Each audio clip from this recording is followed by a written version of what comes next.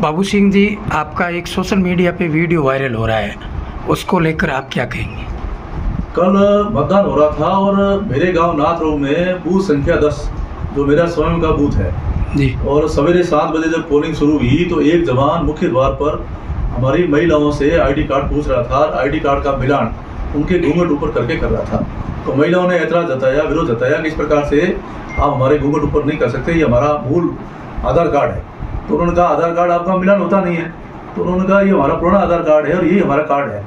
तो आधार card ID card के बहाना बना करके कई 50-60 महिलाओं को उन्होंने मताधिकार से वंचित किया और कई और ही मतदाताओं को वंचित किया, जिसकी शिकायत मुझे मेरे मतदाताओं ने करी। और जब वो बार बार बदतमीजी कर रहे थे तो वहाँ के मतदाताओं ने मतदान का बहिष्कार कर दिया और बहिष्कार करके सब लोग बाहर बैठ गए।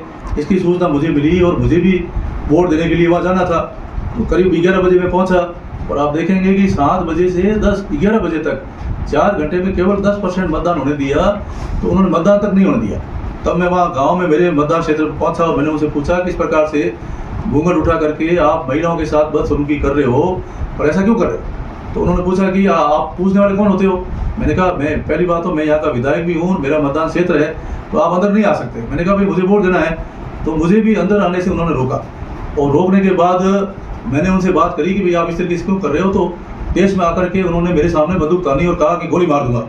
तब मुझे भी मैंने कहा इस प्रकार से आप इस प्रकार की बदसलूकी मेरे साथ नहीं कर सकते। तो जितने में पुलिस के अधिकारी भी आ गए और मेरे को कहा भाई आप एमएलए साहब आप वोट दीजिए। तो मैं अंदर गया वोट देने के लिए और वोट दे के और मैंने उस अधिकारी को शिकायत करी कि ये जवान जो है मतदाताओं के साथ महिला मतदाताओं के साथ बदसलूकी बदतमीजी कर रहे हैं, इनके शराब की बदबू आ रही।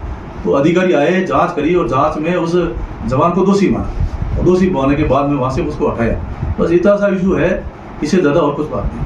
ठीक।